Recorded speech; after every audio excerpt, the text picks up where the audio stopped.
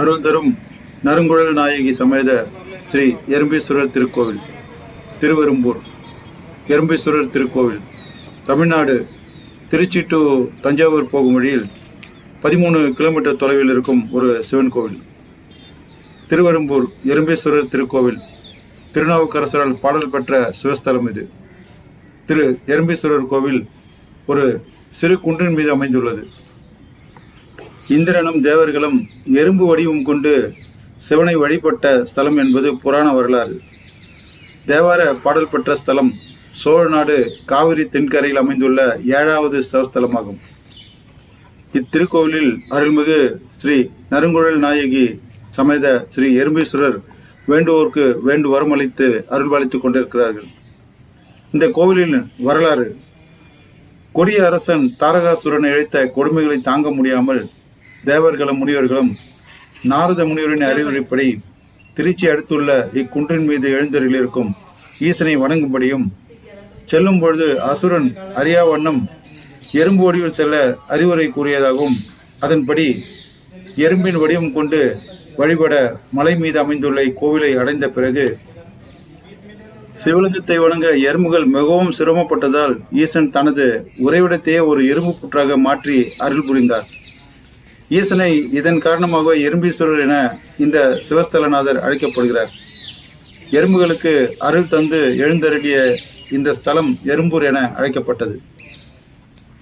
இந்த திருவெரும்பூர் கோவிலின் சிறப்புகள்: முற்றிலும் கருங்கற்களால் கட்டப்பட்ட கருவறை அமைந்த கோவில் இது. மூலவர் லிங்கம் மண்புற்று வடிவில் அமைந்துள்ளது. அதனால் நேரடியாக அபிஷேகம் செய்யாமல் நீர் புகாத வண்ணம் கவசம் பொருத்திய பிறகு அபிஷேகம் செய்யப்படுகிறது. வடபுறம் சாய் விமானமாக உள்ள சிவலிங்கம் எறும்புகள் ஊற இயலும் விதமாக மேற்புறம் சொரசொரப்பாகவும் இருக்கிறது. சிவலிங்கத்தின் மீது எறும்புகள் ஊர்ந்த அடையாளங்களை பார்க்கலாம். இத்தலம் மும்மூர்த்திகளில் சிவனை வழிபட பிரம்மா விஷ்ணு வழிபட்ட சிறப்புடைய ஸ்தலம். இந்திரன் முதலான தேவர்களும் அகத்தியர், நைமிச முனிவர் மற்றும் சித்தர்களும் வழிபட்ட சிவஸ்தலமாகும். சிவனடியார் திருநாவுக்கரசர் இப்பெருமானின் சிறப்புகளை 5ஆம் திருமுறையில் பாடியுள்ளார். பாடல் பெற்ற சிறப்பு வாய்ந்த திருத்தலம். இக்கோவிலில் சூரியனார் திருவுருவ நவகிரக சந்நிதியில் தமது 2 மனைவிகளிடம் அருள்பாலிக்கிறார். திருச்சி மலைக்கோட்டையில் திரிசரன் வழிபட்டதைப் போல அவனது சகோதரன் கரண் எறும்பு உருகொண்டு எறும்பீஸ்வரரை வணங்கியதாக அறியப்படுகிறது. இந்த கோவில் சோழ மன்னர்களின் பெரும் ஆதரவு பெற்று விளங்கியது. முதலாம் ஆதித்த சோழன், கண்டராதித்தன், சுந்தர சோழன், முதலாம் ராஜராஜன் ஆகியோர் திருப்பணிகளை விளக்கும் கல்வெட்டுகள் உள்ளது. இவற்றில் இறைவனார் திருவெரும்பியூர் ஆழ்வார், திருமலை மேல் மகாதேவர் என்றும் குறிப்பிடப்பட்டுள்ளது. தொல்பொரு ஆராய்ச்சி கல்வெட்டுத் துறையினால் முதலாம் ஆதித்தன் கல்வெட்டு என்று கூறப்படும் கோவிந்த ராஜகேசரி பன்மர்குயாண்டு 4வது என்று தொடங்கும் கல்வெட்டில் இறையனார் ஸ்ரீ கண்ட சதுர்வேதி மங்களத்து தென் கைலாய மகாதேவர் என்று குறிப்பிடப்பட்டுள்ளது. கிபி 1752ஆம் ஆண்டு ஆங்கிலேயர் மற்றும் பிரெஞ்சு படையினரால் இடையில் நடந்த போரில் இம்மலை போர் வீரர்களின் தளமாக பயன்படுத்தப்பட்டது. திருச்சி மலைக்கோட்டையிலிருந்து திருவெரும்பூர் எறும்பீஸ்வரர் கோவில் வரையும், திருவெரும்பூர் எறும்பீஸ்வரர் கோவிலிருந்து தஞ்சை பெரிய கோவில் வரையும் அமைக்கப்பட்ட சுரங்கப்பாதை ஒன்றும் உள்ளதாகவும் கல்வெட்டில் அறியப்படுகிறது. இத்திருத்தலத்தில் நவகிரக சந்நிதியில் சூரியனுடன் அவர்களது மனைவிகளான உஷாதேவியும் சாயாதேவியும் இருவரும் ஒருவர் நேருக்கு நேர் பார்த்தபடி இருக்கிறார்கள். இக்கோவிலில் இடதுபுறத்தில் கைலாசநாதர் தனிக்கோவில் இருக்கிறார். இந்த தலத்தில் பிரம்ம தீர்த்தம், பதும தீர்த்தம், மது தீர்த்தம், குமார தீர்த்தம் என 4 தீர்த்தங்கள் உள்ளன. ஆதிசேஷனுக்கும் வாயுதேவருக்கும் இடையே யார் பெரியவர் என போட்டி வந்தபோது வாயுவால் பெயர்க்கப்பட்ட மேரு மலையின் ஒரு பகுதியே இந்த மலையாக இருக்கிறது என புராண வரலாறு கூறுகிறது. கருவறைக்கு பின்புறத்தில் 2 காசி விஸ்வநாதர் சன்னதிகளுக்கும் மத்தியில் சண்முக சுப்பிரமணியர் தனி சன்னதி வள்ளி தெய்வானையுடன் இருக்கிறார். இவரது பீடத்துக்கு கீழ் அருகோண சக்கர வடிவம் இருக்கிறது. சுப்பிரமணியம் இந்த சக்கரத்தையும் வழிபடுவோர் தோஷங்கள் நீங்குவதாக நம்பிக்கை. இந்த தலத்தில் விநாயகர் செல்வ விநாயகர் என திருநாமத்துடன் வழங்கப்படுகிறது. சுவாமிக்கு வஸ்திரம் அணிவித்து சர்க்கரை பொங்கல் படைத்து நேர்த்தி கடன் செலுத்துகிறார்கள். சுவாமியிடம் வேண்டிக் கொண்டால் சோம்பல் நீக்கி சுறுசுறுப்பாக்க உழைக்கும் குணம் உண்டாகும், துயரங்கள் நீங்கும் என்பது நம்பிக்கை. கருவறையில் சிவலிங்கம் புற்று வடிவில் மேடும் பள்ளமாக முழுமையான அமைப்பு இல்லாமல் மணல் லிங்கமாக இருக்கிறது. எனவே லிங்கத்திற்கு அபிஷேகம் கிடையாது, எண்ணெய் காப்பு மட்டுமே செய்கின்றனர். லிங்கம் இடதுபுறத்தில் சாய்ந்தபடி இருக்க மத்தியில் ஒரு பிளவு இருக்கிறது. பார்வைக்கு லிங்கம் இரண்டு பகுதிகளாக பிரிந்தது போல் இருக்கிறது. இதில் வலதுபுறம் உள்ள பகுதியை சிவன் அம்சம் என்றும் இடதுபுறம் அம்பாள் அம்சம் என்றும் சொல்கிறார்கள். இந்த சிவலிங்கத்திற்கு சிவசக்தி லிங்கம் என்ற பெயரும் உண்டு. சிவனும் சக்தியும் ஒன்று என்பதை இந்த வடிவம் உணர்த்துகிறது. சுவாமிக்கு தினமும் பூஜை நடக்கும் போது கருவறையில் எறும்புகள் வரிசையாக ஊர்ந்து சென்று நைவேத்திய பொருட்களை எடுத்து கொள்ளுமாம். இதனை சிவனை எறும்பு வடிவில் வருவதாக சொல்கிறார்கள். இந்த நேரத்தில் சுவாமியை வழிபடுவது மிகவும் விசேஷமாம். மன்மதனின் மனைவி ரதி அழகு மீது தனக்கு ஆணவம் வந்துவிடக்கூடாது என்பதற்காக இங்கு சுவாமியை வழிபட்டதாக வரலாறு உள்ளது. பிரகாரத்தில் ஸ்வர்ணகால பைரவர் சன்னதி இருக்கிறது. மிகவும் உக்கிரமாக இருக்கும். இவரது சன்னதிக்கு நேர் எதிரே கஜலட்சுமி தனி சன்னதியில் இருக்கிறார்கள். ஒரே சமயத்தில் இவ்விருவரும் வேண்டிக் கொண்டால் பயங்கள் நீங்கி குடும்பத்தில் ஐஸ்வர்யம் பெருகும் என்பது நம்பிக்கையாக உள்ளது. அம்பாள் நறுங்குழல் நாயகி தனி சந்நிதியில் தெற்கு நோக்கியபடி இருக்கிறாள். இவள் நறுமணம் வீசும் கூந்தலுடன் இருக்கிறார் என்பது ஐதீகம். எனவே இப்பெயரில் அழைக்கப்படுகிறார். இவர்களுக்கு தினமும் வெவ்வேறு விதமாக அலங்காரம் செய்கிறார்கள். இதனால் அம்பாள் ஒவ்வொரு நாளும் ஒவ்வொரு கோலத்தில் காட்சி தருகிறார். இவருக்கு முன்புறத்தில் ஆதியில் வழிபட்ட அம்மன் சிலையும் இருக்கிறது. சிவன் கருவறைக்கு முன்பாக துவாரபாலர்கள் ஒருவர் கோப முகத்துடன் மற்றொருவர் சாந்த முகத்துடன் இருக்கிறார்கள். இக்கோயிலுக்கு வருபவர்கள் மனதில் கோபமும் ஆணவமும் போன்ற குணங்களை கொண்டிருந்தாலும் சுவாமியை வணங்கிய பிறகு அவர்கள் சாந்த கோலத்தை அடைகிறார்கள் என்பது இந்த வடிவத்தில் காட்டுகிறது. கோஷ்டத்தில் சிவனுக்கு பின்புறத்தில் சிவனும் மகாவிஷ்ணுவும் சேர்ந்த சங்கர நாராயணரும் ருத்ராட்ச பந்தலின் கீழ் நடராஜர் காலில் கொலுசு அணிந்த கோலத்தில் இருப்பதும் இக்கோயிலின் சிறப்பாக உள்ளது.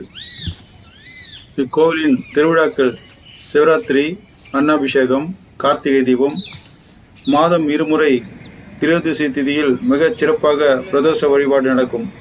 ஆண்டுதோறும் வைகாசி மாதத்தில் விசாக பெருந்திருவிழா 10 நாட்கள் சிறப்பாக நடைபெறும்.